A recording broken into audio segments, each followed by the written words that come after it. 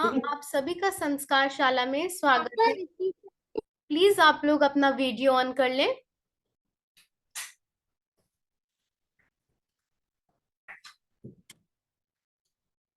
हरे कृष्ण। तो चलिए आज हम लोग शुरुआत महामंत्र से करेंगे। मुझे उम्मीद है आप सभी को स्क्रीन आ रही होगी।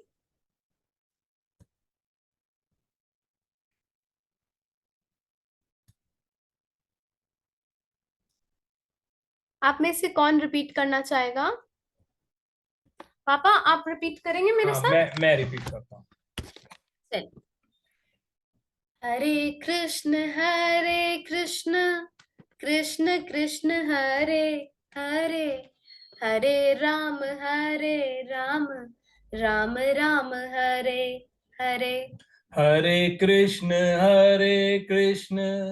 कृष्ण कृष्ण हरे हरे, हरे राम राम राम हरे हरे। हरे कृष्ण कृष्ण कृष्ण हरे हरे, हरे राम राम राम हरे हरे। हरे कृष्ण कृष्ण कृष्ण हरे हरे, हरे राम राम राम हरे हरे।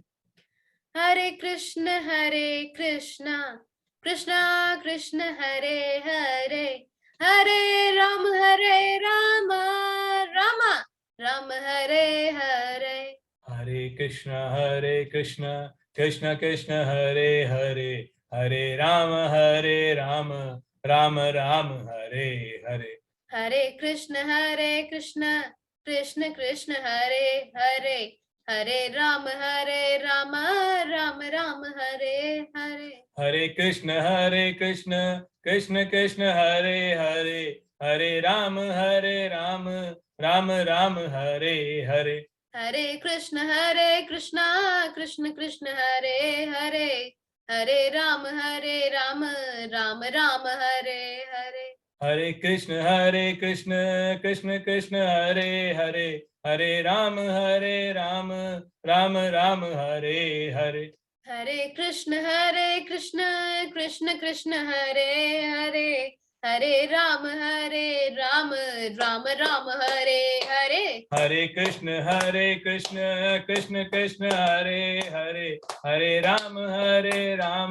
राम राम हरे हरे। हरे कृष्ण कृष्ण कृष्ण हरे हरे, हरे राम राम राम हरे। हरे कृष्ण कृष्ण कृष्ण हरे हरे, हरे राम राम राम हरे हरे। हरे कृष्ण कृष्ण कृष्ण हरे हरे, हरे राम राम राम हरे हरे। हरे कृष्ण कृष्ण कृष्ण हरे हरे, हरे राम राम हरे हरे। हरे कृष्ण कृष्ण कृष्ण हरे हरे, हरे राम राम हरे हरे। हरे कृष्ण कृष्ण कृष्ण हरे हरे, हरे राम राम राम हरे हरे। हरे कृष्ण कृष्ण कृष्ण हरे हरे, हरे राम राम हरे हरे। हरे कृष्ण कृष्ण कृष्ण हरे हरे, हरे राम राम राम हरे हरे। हरे कृष्ण। हरे कृष्ण। आप सभी को एकादशी की बहुत बहुत बधाई। आज है एकादशी और एकादशी के दिन ही भगवान श्री कृष्ण ने अर्जुन जी को श्रीमद् भगवद गीता का उपदेश दिया था। तो चलिए एक वीडियो देखते हैं। ये वीडियो क्या है? यहाँ ऋषिकेश से हमें गंगा जी के दर्शन प्राप्त हो रहे हैं, गंगा माँ के। और आज का एकादशी का ही वीडियो है ये। तो ये आज ही का वीडियो है, आपको बिल्कुल न्यू देखने को मिल रहा है। तो इसे प्ले करते हैं। अगर आपको आवाज आए तो आप प्लीज थम्स अप करें। श्री गंगा मैया की जय। श्री गंगा मैया के दर्शन। आज की शुभ तिथि गीता दैनंदिनी अनुसार विक्रम संवत 2079 चैत्र कृष्ण एकादशी शनिवार 18 मार्च 2023। थोड़ी थोड़ी देर में कहते रहे, हे नाथ, हे नाथ, हे मेरे नाथ, मैं आपको कभी भूलूं नहीं। राम। हरे कृष्ण। हम सभी को ये सुंदर से दर्शन प्राप्त हुए। चलिए आगे बढ़ते हैं। आप में से मुझे कौन बताएगा कि नव वर्ष कब है, न्यू ईयर कब है? कोई भी जल्दी से बताए, जल्दी से अपना हैंड रेस करें। ओके, किसने किया है हैंड रेस? आंसर दीजिए।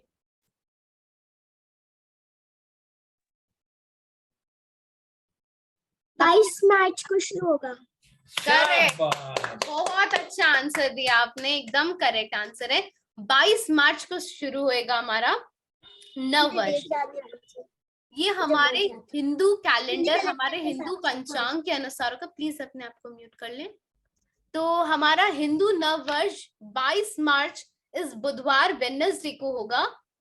हम विक्रम संवत पंचांग फॉलो करते हैं कैलेंडर हिंदुइज्म में। तो इस अभी हमारा करेंटली 2079 ईयर चल रहा है, 2079 अभी चल रहा है। और इस 22 मार्च से नया साल शुरू होएगा 2080 का प्रारंभ होगा 22 मार्च से। वो कैसे? क्योंकि इंग्लिश कैलेंडर के अनुसार तो अभी हम 2023 में हैं, लेकिन हमारे हिंदू पंचांग के अनुसार अभी हमारा 2080 शुरू होएगा। मतलब विक्रम संवत इंग्लिश कैलेंडर से 57 इयर्स आगे चलता है। जी, विक्रम संवत राजा विक्रम आदित्य ने शुरू किया था।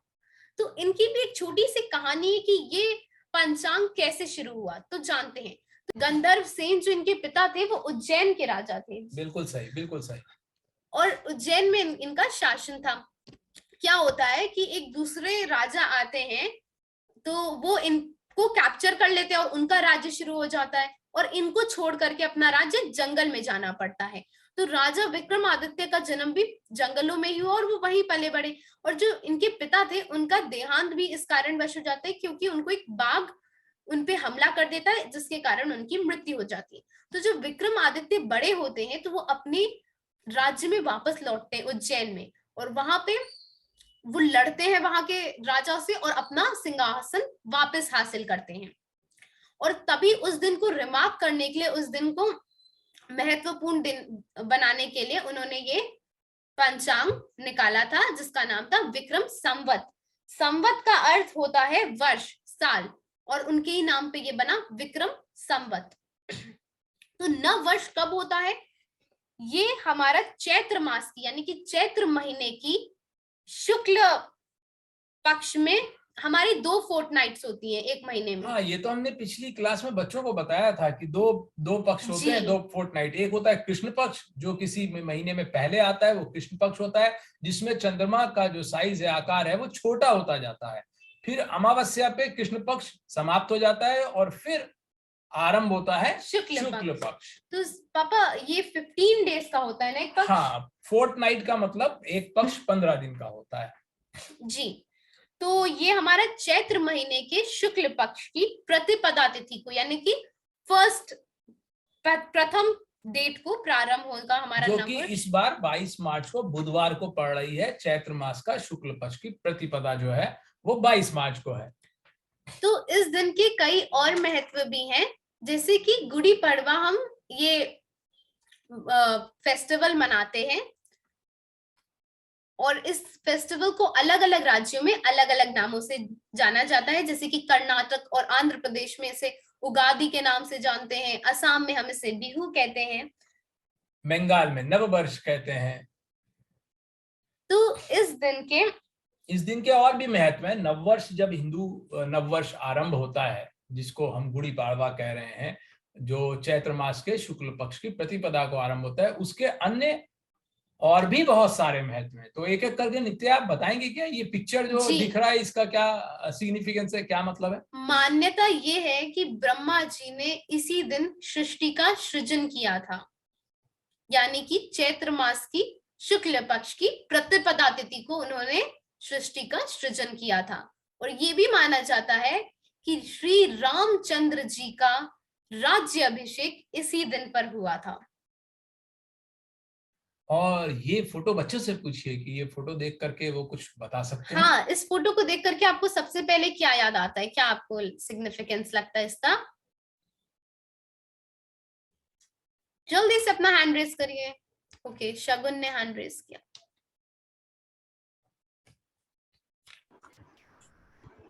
मुझे देवी माँ की याद आती है जी, और इससे क्या जुड़ा हुआ है समरीन हमें बताना चाहेंगी, कुछ और ऐड करना चाहेंगी इस पे? नवरात्रे। बिल्कुल सही। तो 22 मार्च से चैत्र मास के नवरात्र भी शुरू हो रहे हैं। अच्छा, बच्चों से पूछिए नवरात्र साल में एक बार आता है या कितनी बार आता है? कौन बताएगा साल में नवरात्र कितनी बार आता है? ओके, अन्या।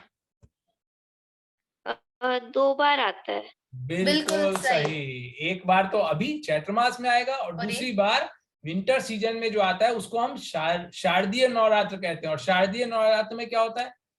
कुछ बच्चे अगर कोई कैलकाटा से हैं तो वो बता सकते हैं। कोई भी है कैलकाटा से? हाँ, तो कैलकाटा में ना दुर्गा पूजा का उत्सव बहुत जोर शोर से धूमधाम से मनाया जाता है। तो जो शारदीय नवरात्र होते हैं उसी समय दुर्गा पूजा का फेस्टिवल वेस्ट बंगाल में बहुत धूमधाम से मनाया जाता है। चलिए, और तो फिर नवरात्रों का प्रारंभ भी इसी 22 मार्च से हो रहा है, जिस दिन हमारा नव वर्ष भी पड़ रहा है। अब ये कौन है, ये कौन जल्दी से बताएगा? इनके बारे में तो हम लोगों ने पिछली कक्षा में चर्चा भी की है। ओके, अक्षर। स्वामी विवेकानंद। नहीं, शगुन से पूछते हैं। दयानंद, सॉरी दयानंद। बिल्कुल सही जवाब दिया अक्षत ने, स्वामी दयानंद जी। स्वामी सरस्वती दयानंद जी हैं ये। तो इनका क्या सिग्निफिकेंस है आज के दिन पे? हाँ, ये भी बच्चों से ही पूछिए कि नव वर्ष की जब हम बात कर रहे हैं हिंदू नव वर्ष की, तो हमने स्वामी दयानंद सरस्वती जी की फोटो क्यों दिखाई? इनका क्या सिग्निफिकेंस है नव वर्ष वाले दिन से? ये हम लोगों ने क्लास में चर्चा भी की थी जी। जब स्वामी दयानंद जी के ऊपर हम लोगों ने चर्चा की थी, तब ये बात भी की थी क्लास में।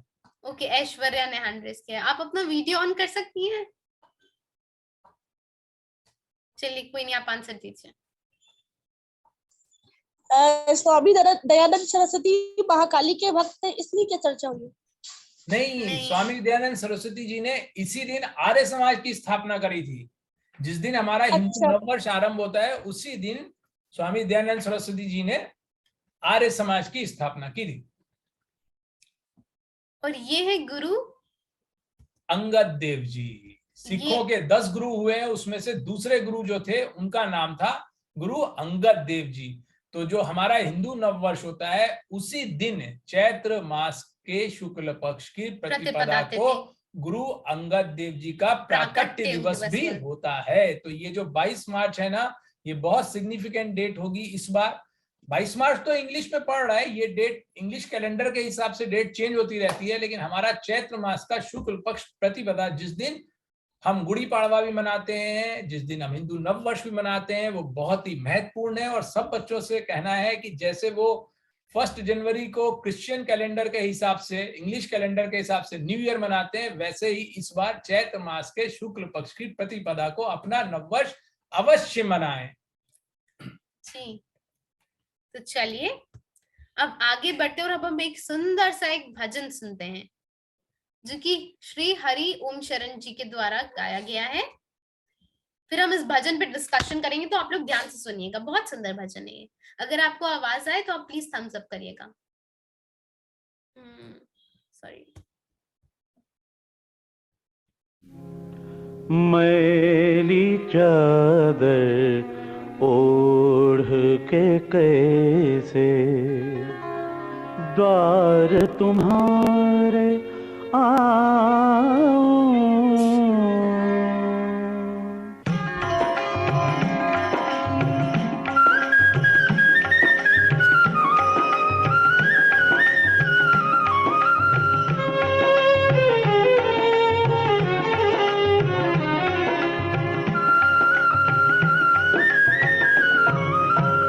मन मैला और तन को धोए, मन मैला और तन को धोए, फूल को चाहे कांटे बोए, कांटे बोए।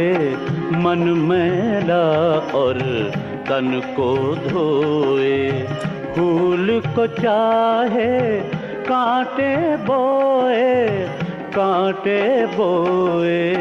मन मैला और तन को धोए।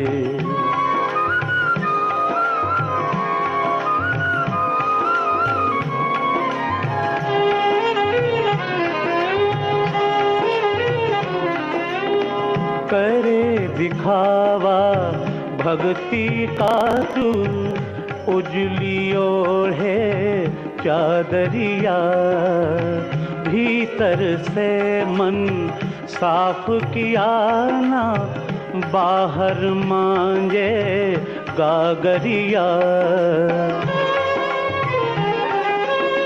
परमेश्वर नित द्वार पे आया, परमेश्वर नित द्वार पे आया, तू भोला रह सोए। मन मैला और तन को धोए, मन मैला और तन को धोए।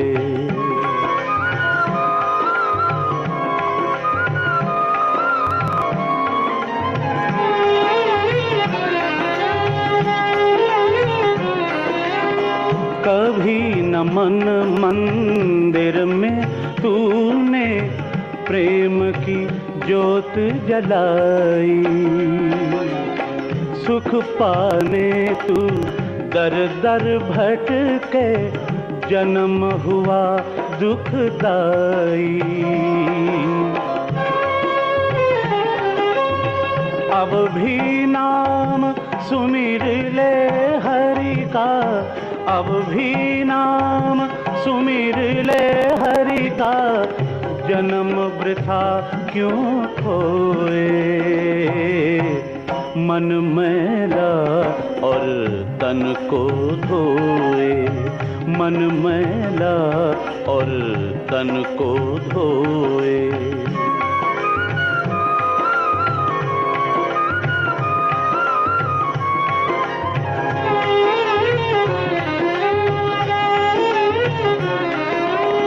सांसों का अनमोल खजाना दिन दिन लुटता जाए, मोती लेने आया तट पे, सीप से मन बहलाए। साचा सुख तो वो ही पाए, साचा सुख तो वो ही पाए, शरण प्रभु की होए। मन मैला और तन को धोए, फूल को चाहे कांटे बोए, कांटे बोए।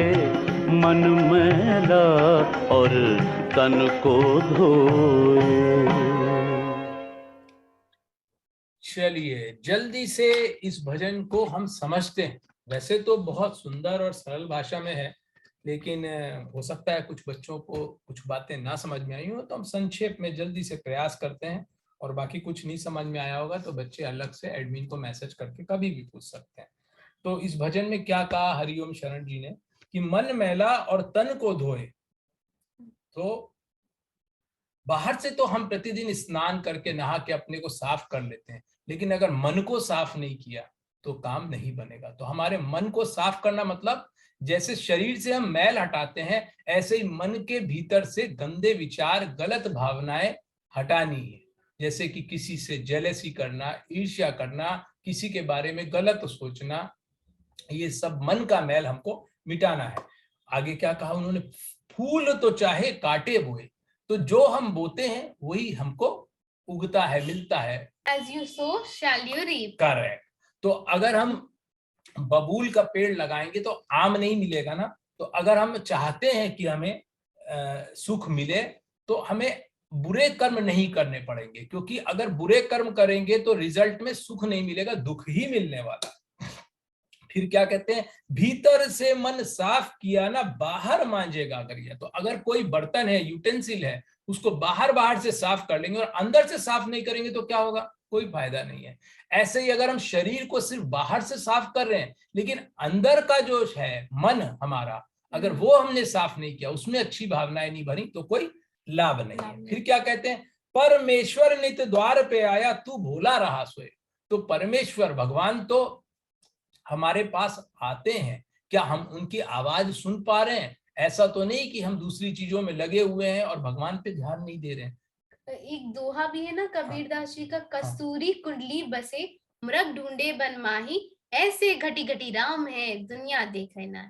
हाँ, फिर उन्होंने क्या कहा कि अब भी नाम सुमिर ले हरि का, जन्म वृथा क्यों हो। तो हमें जो ये मनुष्य जन्म मिला है, सबको, हम लोग ह्यूमन बीइंग है ना, तो इसमें हमको भगवान को रोज याद करना है, प्रतिदिन याद करना है, हर समय याद करना है। जो भी हम काम करते हैं अगर हम ये मान के करें कि हम भगवान की प्रसन्नता के लिए कर रहे हैं और हम अच्छा काम करेंगे तो भगवान हमसे खुश होंगे, प्रसन्न होंगे, तो हमारे सारे काम अच्छे ही होंगे, है ना।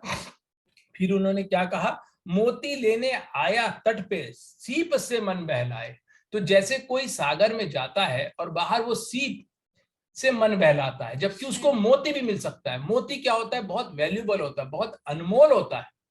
तो अगर आपको मोती मिल सकता है तो जो सस्ती सी चीज है, सीप मतलब शेल, हाँ, वो तो चीप आइटम है, जबकि मोती जो पर्ल है वो बड़ा कॉस्टली और वैल्यूएबल आइटम है।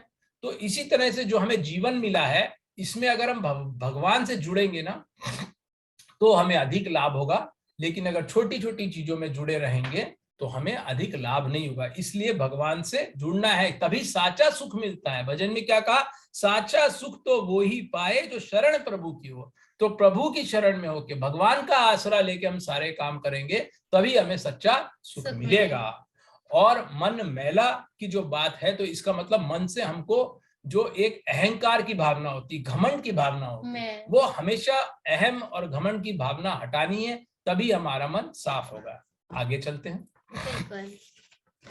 तो आज हमने इतने सुंदर भजन का अर्थ समझा। अब हम श्रीमद् भगवत गीता जी पे थोड़ी सी चर्चा करेंगे, जैसे कि क्लास में मेंशन किया गया था पहले। तो भगवत गीता हम लोगों के लिए कैसे लाभदायक हो सकती है, तो ये आज पापा से हम जानते हैं। हाँ, तो बहुत बार कई लोग ऐसा बोलते हैं ना कि बच्चों को गीता पढ़ने की क्या जरूरत है, जब बड़े होंगे तब पढ़ लेंगे। ऐसा सुना है क्या कभी आपने? मैंने तो सुना है। तो ये जो सोच है ना कि बाद में बड़े होके पढ़ लेंगे, ये सोच बिल्कुल गलत है। क्यों? क्योंकि Gita is like a user manual of life. हमारी लाइफ का एक यूजर मैनुअल है जो हमको बताता है क्या करना है, क्या नहीं करना है, what is dos and what is don'ts. तो अगर हमें जितना जल्दी पता चल जाए डूज और डोंट्स के बारे में, तो फिर हम डोंट्स की तरफ नहीं जाएंगे। जो नहीं करना है हमें पता रहेगा कि इसको नहीं करना है, हमसे गलती नहीं होगी। नहीं तो बाद में क्या होगा, ये कहने की नौबत आ जाएगी कि अब पछताए होत क्या जब चिड़िया चुग गई। तो prevention is better than cure. Prevention is better than cure. तो पहले से ही हम प्रिवेंट कर लेना। जैसे क्या होता है, देखिए वैक्सीनेशन लगाते हैं ना, बच्चों को छोटे में क्यों वैक्सीनेशन लगाते हैं, ताकि उनको बड़ी बड़ी बीमारियां ना हो। तो इसी तरह से बड़े होकर के आपको टेंशन नहीं हो, स्ट्रेस ना हो, गलत रास्ते पे ना चले जाए, गंदी आदतें ना पड़ जाए, बैड हैबिट्स ना हो जाए, इसलिए उनसे बचने के लिए गीता रूपी वैक्सीनेशन, टीका लगाना बहुत जरूरी है। क्योंकि क्या होता है, हैबिट्स डाई हार्ड। जो आदतें होती हैं वो बड़ी मुश्किल से छूटती हैं, and bad habits die even harder. तो आदतें मुश्किल से छूटती हैं और बुरी आदतें तो बहुत ज्यादा मुश्किल से छूटती हैं। इसलिए बहुत जरूरी है कि हम शुरू से ही अच्छी आदतें डालें, अच्छे संस्कार अपनाएं। तो इसके लिए हमको क्या करना पड़ेगा, इसके लिए हम जितना जल्दी भगवत गीता से जुड़ जाएं। भगवत गीता तो स्वयं भगवान श्री कृष्ण की वाणी है, और भगवान की वाणी से श्रेष्ठ तो कुछ हो नहीं सकता, है ना। इसलिए हमें कम आयु में, यंग एज में ही गीता से जुड़ना है। और मैं तो इस क्लास के सभी बच्चों को बहुत बहुत बधाई दूंगा, कांग्रेचुलेट करूंगा, इनके लिए क्लैपिंग करूंगा सब बच्चों के लिए। क्योंकि ये सब बच्चे यंग एज में ही संस्कार शाला से जुड़ गए और संस्कार शाला के माध्यम से वो धीरे धीरे गीता को जान रहे हैं, समझ रहे हैं, पढ़ रहे हैं। हम लोग तो जो डिवाइन क्वालिटीज हैं, गुड क्वालिटीज हैं, इसके बारे में हमने कई बार, जो हमारी क्लास की थीम रही है अच्छे बनो, बी गुड, अच्छे बनो, उसमें हमने कई बार चर्चा की है ना 16वें अध्याय के वो 3 श्लोक जिसमें भगवान ने 26 दैवीय गुण बताए हैं जी। तो उससे तो बच्चे गीता से जुड़ रहे हैं, सीख रहे हैं, इनको लाभ होगा। हमने पिछली क्लासेस में अपने 3 श्लोक भी चर्चा करे थे ना, 16th अध्याय के फर्स्ट 3 श्लोक। तो 16th अध्याय का नाम किसको याद है? क्विज में भी पूछा गया था और क्विज में लगभग सभी का करेक्ट आंसर था। तो कौन जल्दी से 16th अध्याय का नाम बताएगा? जल्दी से अपना हैंड रेस करिए। भगवत गीता के 16वें अध्याय 16 चैप्टर का नाम मैं हिंट देता हूं, उसमें गुड क्वालिटीज, बैड क्वालिटीज के बारे में बताया है, डिवाइन क्वालिटीज और डेमोनिक क्वालिटीज के बारे में बताया है। जल्दी से, क्विज फॉर द डे में भी आया था ना, सबने करेक्ट आंसर दिया था, मैंने देखा था। तो अभी क्यों नहीं याद आ रहा है? चलिए नित्य आप ही बता दीजिए। देवासुर संपद विभाग योग, यानी उसमें दैवीय गुणों के बारे में भी बताया गया और आसुरी गुणों के बारे में भी बताया गया है। तो चलिए आज हम 2 क्वालिटीज पे चर्चा करेंगे। पहली है यज्ञ। यज्ञ से क्या मतलब है नित्या? क्या वो जो हवन करते हैं जिसमें हम अग्नि प्रज्वलित करते हैं और फिर कुछ आहुति अर्पण करते हैं, क्या वही यज्ञ है? ये तो जानना चाहिए क्या? मुझे तो पहले काफी समय तक यही लगता था यज्ञ तो यही है, बस उसमें आग की लपटें जल रही है और हम उसमें कुछ कुछ डालते जा रहे हैं। क्या ये वही यज्ञ है? ये इसका कोई और अर्थ भी है? सामान्य भाषा में जनरली यज्ञ का अर्थ वही है, हवन, लेकिन गीता में यज्ञ का कुछ अलग ही अर्थ है। भगवत गीता के अनुसार यज्ञ वो है जो हमारे कर्तव्य कर्म होते हैं। कर्तव्य कर्म मतलब हमारी ड्यूटीज जो हमको परफॉर्म करनी ही चाहिए। हर व्यक्ति की अलग अलग ड्यूटीज होती है, इसलिए उसका स्वधर्म यानी उसकी ड्यूटी अलग अलग होगी, क्योंकि हर व्यक्ति की सिचुएशन अलग अलग होती है, उसकी एज अलग अलग होती है। तो डिफरेंट सिचुएशन में डिफरेंट परिस्थितियों में सबका कर्तव्य कर्म स्वधर्म अलग अलग हो सकता है। तो यज्ञ से गीता में तात्पर्य है अपने स्वधर्म का पालन करना। जैसे कि अर्जुन का धर्म क्या था? अर्जुन का धर्म था, उस समय वो क्षत्रिय था, उसका धर्म था युद्ध करना, और अर्जुन अपने धर्म से विमुख हो रहा था, वो युद्ध करने से मना कर रहा था। तो भगवान ने उसको उसका कर्तव्य कर्म याद दिलाया था, स्मरण कराया था। हमारा कर्तव्य कर्म क्या है सब बच्चों का? हम लोग का कर्तव्य कर्म है पढ़ना एज अ स्टूडेंट। अभी हम लोग तो स्टूडेंट है ना, तो हमारा कर्तव्य कर्म क्या है? बहुत अच्छे से हमें पढ़ना है। हमारी जो भी स्टडीज है, हमारा जो भी करिकुलम है, उसको हमें मेहनत लगानी है, उसमें अपना पूरा हार्ट एंड सोल देना है, उसमें उस पढ़ाई करने और में। क्या करना है? अपने टीचर्स की, अपने एल्डर्स की, उनकी बात माननी, क्योंकि आपके जो पेरेंट्स हैं, आपके जो माता पिता हैं, वो हमेशा आपका भला चाहते हैं, सबसे सच्चे हितैषी होते हैं। हाँ, सबसे सच्चे हितैषी, हमारे सबसे बड़े वेल विशर हमारे पेरेंट्स ही होते हैं। तो हमेशा हमें अपने पेरेंट्स की बात माननी है, उनको ओबे करना है। वो भले ही कुछ भी कहें, हो सकता है हमें कभी ठीक ना लगे, फिर भी हमें उनकी बातों का पालन करना चाहिए। आगे बढ़ते हैं। दूसरी क्वालिटी है लालच ना करना। संसारिक विषयों में हमें नहीं ललचाना चाहिए। कहते हैं ना लालच बुरी बला होती है। तो पापा आप हमें बताइए लालच बुरी बला क्यों होती है? लालच बुरी बला तो होती ही है। अब आप चाहें तो इसके ऊपर बहुत सारी कहानियां भी हो सकती हैं, बहुत बात हो सकती है, और ये तो इतनी सिंपल चीज है कि हमारे बच्चों को पहले से ही मालूम है। जो लालच करता है उसको टेम्परेरी गेन हो सकता है, कुछ समय के लिए फायदा हो सकता है, लेकिन लॉन्ग रन में उसको नुकसान ही होगा। तो हम सब जानते हैं, तो हमें किसी भी चीज का लालच बिल्कुल भी नहीं करना है। और मुझे पता है यहाँ पे जितने भी बच्चे हैं वो बिल्कुल भी लालच नहीं करते होंगे। तो चलिए अब है स्टोरी टाइम। तो अब हम एक सुंदर सी स्टोरी सुनेंगे जिसका शीर्षक है डॉक्टर जी पिटे। तो देखते हैं डॉक्टर जी कैसे पिटते हैं। तो चलिए सुनते हैं। ये कहानी एक डॉक्टर की है जो एक बड़े से शहर में रहते थे। वो काफ़ी फेमस थे और उनकी दवा से लोग जल्दी ठीक। और वो एक और बात के लिए फेमस थे कि जब भी कोई गरीब या जिसके पास कम पैसे होते थे वो लोग उन्हें अपने घर पे बुलाते थे इलाज के लिए, तो वो तुरंत उनके पास जाते थे और बिना पैसे लिए ही उनका इलाज कर देते थे और उनकी अच्छी डाइट के लिए कभी कभी उन्हें पैसे भी दिया करते थे। एक बार किसी व्यक्ति ने उनसे ये सवाल पूछा कि वो ऐसा क्यों करते हैं, तो डॉक्टर साहब ने विस्तार में बताना शुरू किया। ये उस समय की बात थी जब उनके पिताजी जीवित थे और वो नए नए डॉक्टर बने थे और उन्होंने अपना एक नया क्लिनिक खोला था। एक बार एक किसान उनके पास आया बहुत दूर गांव से, और उसने आते ही प्रार्थना शुरू कर दी कि उसके बच्चे बहुत बीमार हैं। डॉक्टर ने तुरंत कहा कि वो तैयार है, लेकिन वो इतनी दूर 500 रुपये की अपनी फ़ीस लिए बिना नहीं जाएंगे। किसान बहुत गरीब था, उसने रोते हुए डॉक्टर के पास 100 रुपये का नोट रख दिया और कहा कि मेरे पास अभी इतने ही पैसे हैं, जब आप मेरे साथ गांव चलेंगे तो मैं वहाँ किसी से कर्ज लेकर आपको पैसे दे दूँगा। डॉक्टर ने गुस्से से चिल्लाते हुए वो पैसे फेंक दिए और उस बेचारे किसान को बुरा भला कहने लगे। उन्होंने तो ये तक कह दिया कि मैंने तुम जैसे भिखमंगों के लिए डॉक्टरी नहीं पढ़ी है, अगर मुझसे इलाज कराना है तो पहले पैसे लेकर आओ। बेचारा किसान गिड़गिड़ाते और रोते हुए कहने लगा कि आप कृपया करके मेरे साथ चलिए, मैं आपके पैसे आपको दे दूँगा, अगर आप नहीं चलेंगे तो मेरे बच्चे मर जाएंगे। डॉक्टर ने इरिटेट होते हुए उसे मना कर दिया। डॉक्टर के पिता छत पर से ये सारी घटनाएं देख रहे थे। उन्होंने ऊंची आवाज में डॉक्टर को बुलाया और डॉक्टर साहब जैसे ही सामने आए, उनके मुख पे एक जोरदार थप्पड़ पड़ा।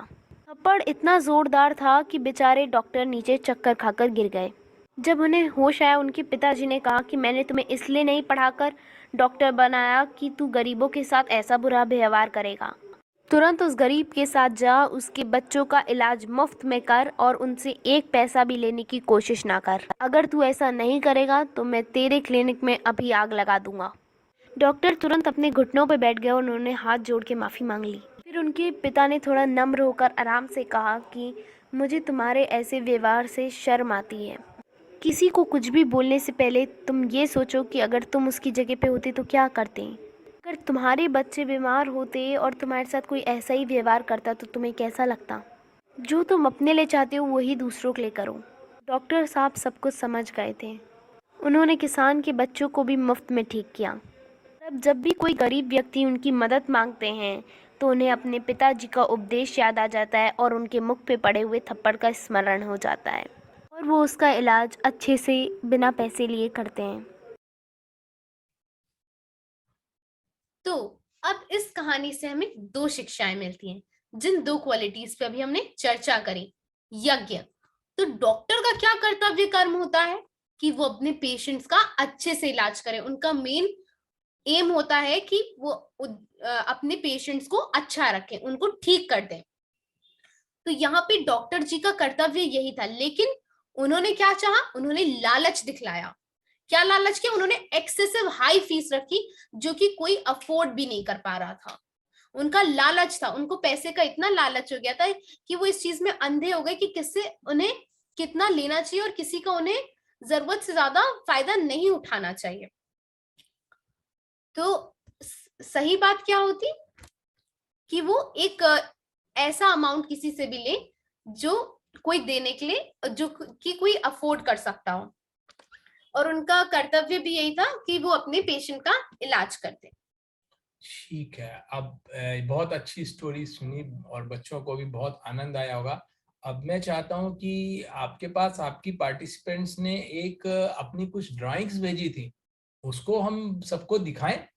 जरूर, और आप भी, बाकी लोग भी अपना कोई भी इनपुट हम लोगों को भेज सकते हैं और कोशिश करें आप थर्सडे तक भेज दिया करें। तो ये है गुंजन की कुछ सुंदर सी प्यारी सी ड्राइंग्स जो कि उन्होंने बनाई है, और ये तो मुझे एकदम ही इतनी सुंदर उन्होंने बनाई है कि प्रिंटेड ही लग रही है। ये राधा कृष्ण जी का उन्होंने चित्र बनाया है। गुंजन प्लीज आप अपना वीडियो ऑन करें ताकि बाकी सदस्य भी आपको देख सकें। दूसरा चित्र देखते हैं, ये भी एक राधा कृष्ण जी का एक चित्र है। इस चित्र को तो आपने बहुत ही खूबसूरत बनाया है, साथ में काफी ज्यादा डिटेल वर्क भी किया है। ये मीराबाई का चित्र है और ये राधा रानी का। सारे ही बहुत ज्यादा रियलिस्टिक लग रहे हैं, बहुत ही सुंदर हैं और ये बुद्धा जी का। बहुत बहुत धन्यवाद कि आपने ये चित्रों को हमारे साथ साझा किया। ये बहुत ही सुंदर है और मुझे आशा है कि हम सबको पसंद आए होंगे। चलिए, अभी हमारे पास समय है क्या? थोड़ा सा वो कुछ क्विज जैसा कर लेते हैं, जो पिछली क्लासेस में हमने बच्चों को कुछ दिखाए भी थे, वो फोटोज उनसे पहचानने के लिए बोलते हैं बच्चे। तो फोटो देख के आपको पहचान। आइडेंटिफाई करना होगा कि कौन है पिक्चर में, तो जल्दी से आप लोग अपना हैंड रेस करिएगा। तो पिक्चर में आपको कौन दिखाई दे रहे हैं, जल्दी से अपना हैंड रेस करिए। ओके, समरीन आप अपना वीडियो भी ऑन करिए अगर आप कर सकते हैं, वरना कोई बात नहीं, आप आंसर दीजिए। जामवंत जी। करेक्ट। बिल्कुल सही जवाब है, बिल्कुल सही जवाब है। अब यहाँ पे कोई श्री राम जी के चरणों को धो रहे हैं, तो ये कौन है? भैरवी से पूछिए। हाँ जी,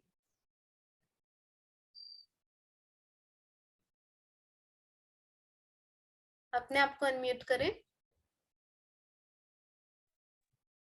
केवट। बिल्कुल सही Correct. जवाब दिया आरिका ने। अब ये पंछी कौन है?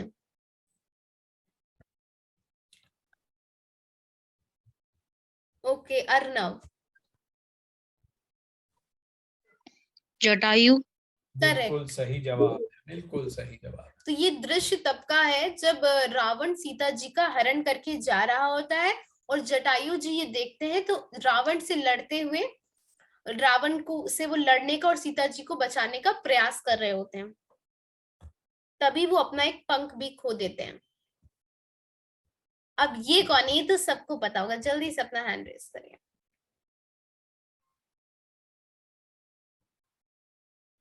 शगुन, आप आंसर देंगे?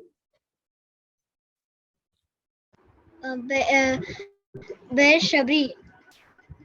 बिल्कुल करेक्ट, ये शबरी माँ है।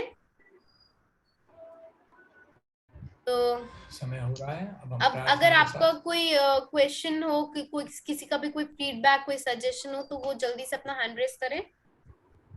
अब ज्यादा टाइम नहीं बचा है, तो आप हम लोग को व्हाट्सएप कर सकते हैं। अब हम एंड की प्रार्थना ले लेते हैं।